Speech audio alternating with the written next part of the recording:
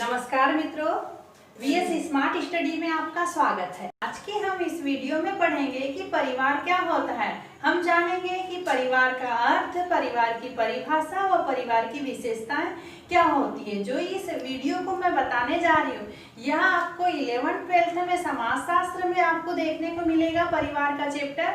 और जो एमपीटेट के द्वारा वर्ग 3 की अभी रिसेंट में एग्जाम होने वाली है, आपको उसमें भी यह इन्वायरमेंट में फर्स्ट चैप्टर है। और जो आपका जेल पहरी की जो एग्जाम होगी उसमें भी कुछ जनजाति के क्वेश्चन पूछे जाते हैं। तो हम परिवार में ये सब टॉपिक कॉम्पिटिटिव वाले भी कवर करेंगे। तो आइए हम देखते हैं कि परिवार का अर्थ क्या होता है। वैसे तो सभी परिवार में रहते हैं और सभी को पता है कि परिवार क्या होता है। परिवार सुनते ही आपके आंखों के सामने एक छवि स्पष्ट दिखाई देती है जिसमें माता पिता व उनकी संतानें होती है। लेकिन हम समाजशास्त्रियों के अनुसार जानेंगे कि समाजशास्त्र में परिवार क्या होता है। तो आइए देखते हैं परिवार का अर्थ। परिवार को अंग्रेजी में फैमिली कहा जाता है, जो लैटिन भाषा के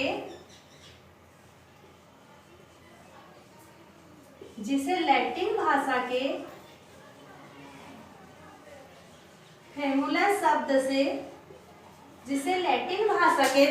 शब्द से लिया गया है और जिसका अर्थ होता है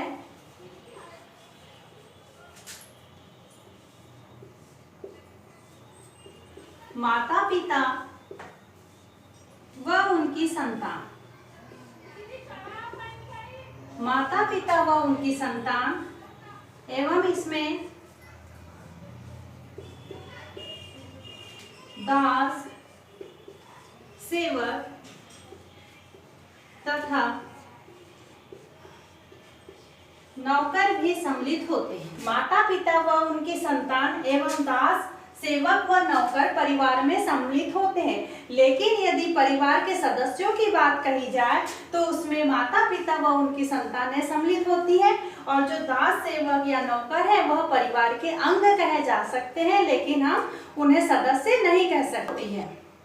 परिवार जो है समाज की मौलिक इकाई है और जो बच्चों की प्रथम पाठशाला कही जाती है वह भी परिवार को कही जाती है। तो आइए अब देखते हैं हम परिवार की कुछ परिभाषाएं। तो सबसे पहले समाजशास्त्री है मैकाइवर व पेज, और इनकी एक बुक भी है समाज यानी सोसाइटी। मैकाइवर और पेज की बुक है समाज या सोसाइटी। तो इन्होंने परिवार के बारे में क्या क्या क्या कहा है। परिवार एक समूह है जो यौन संबंधों पर आधारित होता है, जिसमें बच्चों का पालन पोषण किया जाता है। तो आपको इससे लिंक करना है कि परिवार एक समूह है जिसमें यौन संबंध होता है और बच्चों का पालन और पोषण किया जाता है। यह किस समाजशास्त्री ने कहा है? मैकाइवर व पेज। नेक्स्ट परिभाषा देखेंगे हम डॉक्टर इरावती कर्वे।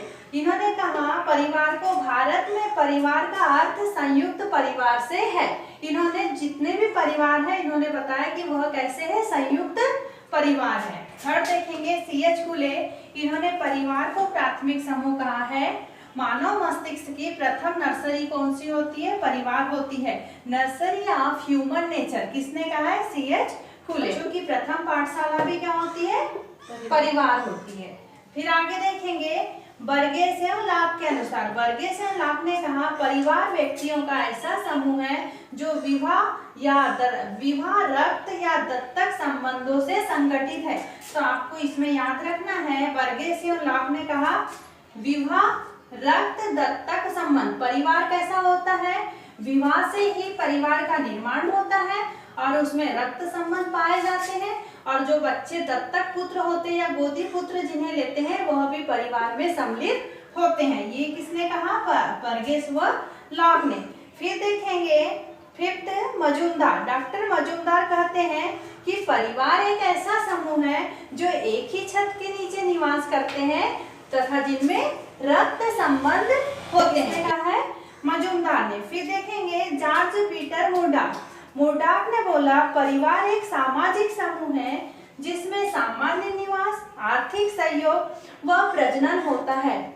आर्थिक सहयोग, सामान्य निवास यानी जो रहता है परिवार वो एक ही छत के नीचे रहते हैं, एक ही साथ मिलकर रहते हैं और उनमें आर्थिक सहयोग की भावना होती है। परिवार के प्रत्येक सदस्य वह आर्थिक सहयोग करते हैं और परिवार में विवाह के पश्चात प्रजनन होता है। इसलिए आपको याद रखना है, जॉर्ज पीटर मुर्डॉक के अनुसार सामान्य निवास, आर्थिक सहयोग व प्रजनन होता है किसमें? परिवार में। तो हमने देखे परिवार का अर्थ और परिवार की कुछ ये जो 6 परिभाषाएं हैं यह मोस्ट इम्पोर्टेंट है और इन्हीं में से एग्जाम में पूछा जाता है। तो आइए आप देखते हैं हम परिवार की कुछ विभिन्न विशेषताएं। तो फर्स्ट देखते हैं सार्वभौमिकता। जो परिवार होते हैं वह सभी जगह विद्यमान होते हैं, चाहे वह प्राचीन युग में हो, चाहे वह आधुनिक युग में, चाहे वह ग्रामीण क्षेत्र में हो या नगरीय क्षेत्र में, आपको परिवार सभी जगह मिलेगा। इसलिए बोलते हैं कि परिवार में सार्वभौमिकता होती है।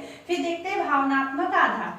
जो परिवार होता है उनमें प्रत्येक सदस्यों में भावनात्मक लगाव होता है। जैसे पति पत्नी, उनमें प्रेम, त्याग, सहानुभूति की भावना होती है। ममतात्व की भावना माँ में जागृत होती है और माता पिता के मन में अपने बच्चों के प्रति अथाह प्रेम होता है। इसलिए भावनात्मक लगाव परिवार में देखने को मिलता है। फिर देखेंगे हम सीमित आकार। रक्त संबंध होते हैं या विवाह के पश्चात जो परिवार निर्मित किए जाते हैं वही परिवार में सम्मिलित होते हैं। इसलिए इसका आकार कैसा होता है?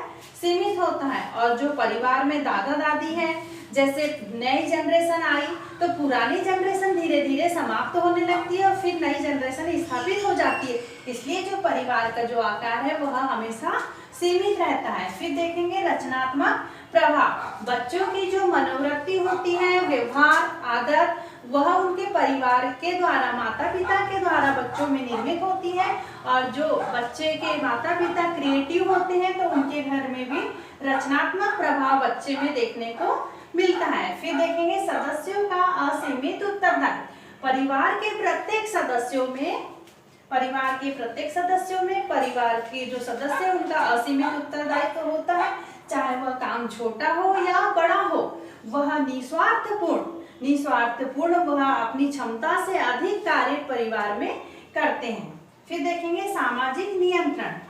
सामाजिक नियंत्रण में देखेंगे जो परिवार के जो मुखिया होते हैं तो उनका जो नियंत्रण होता है वह परिवार के प्रति होता है। उसमें शिष्टाचार, जैसे परिवार में देखने को मिलेगा आपको शिष्टाचार, अनुशासन, प्रथाएं, रीति परंपराएं के अनुसार समाज में जो परिवार निर्मित होते हैं उनमें एक नियंत्रण की भावना आपको देखने को मिलती है। फिर देखें परिवार स्थायी तथा अस्थायी रूप में भी पाया जाता है। जो परिवार स्थायी रूप से निरंतर चलता है वह संस्था के रूप में देखा जाता है और जो परिवार कुछ कारणों से, जिसमें विवाह विच्छेद या किसी की डेथ हो जाती है तो वह टूट जाता है, तो उसे अस्थायी रूप में भी देखा जाता है और उसे एक समिति का दर्जा दिया जाता है। जैसे समिति कुछ समय के लिए निर्मित की जाती है और उसका उद्देश्य पूरा हो जाने के बाद वह पूर्ण हो जाती है, वैसे ही परिवार भी एक स्थायी तथा अस्थायी के रूप में देखा जाता है। यदि परिवार निरंतर चले तो संस्था, और परिवार यदि टूट जाए तो वह अस्थायी यानी समिति के रूप में परिवर्तित हो जाता है।